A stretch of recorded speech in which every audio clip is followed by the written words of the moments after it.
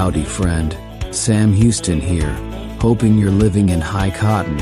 And if you're lucky enough to be in Texas, I know you're most of the way there. Now enjoy your daily dose of Texas history and Texas pride.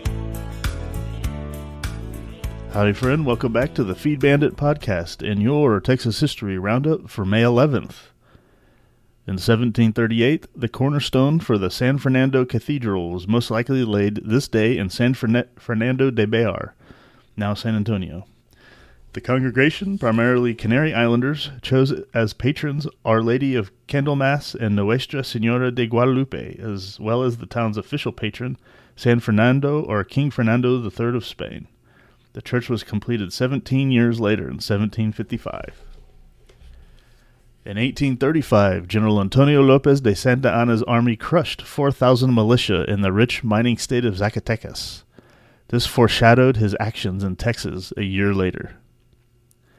In 1836, about this day, while General Sam Houston was aboard the Flora, unrest towards the Texas government developed over slighting remarks made by President David G. Burnett toward Houston. The general composed an order that was posted prominently in town, saying in part, "The commander-in-chief has heard with regret that some dissatisfaction has existed in the army. If it is connected with him or his circumstances, he asks that it may no longer exist. Obedience to the constituted authorities and laws of the country is the first duty of a soldier." In 1931, goat rancher and promoter William L. Black passed away. In 1876, Black purchased a ranch on the San Saba River and by the 1890s was recognized by goat and mohair growers for introducing, developing, and promoting Angora goats in West Texas. He built the Range Canning Company on his ranch, one of the first meatpacking, rendering, and tannery plants in Texas. In 1953, a tornado hit San Angelo, causing 11 deaths, 159 injuries, and over $3 million in property damage. It continued to Waco, where it caused 114 deaths, 1,097 injuries, and $51 million in property damage. 196 businesses were demolished, and 376 others were severely damaged. 2,000 automobiles damaged, and 400 homes seriously destroyed. Wow.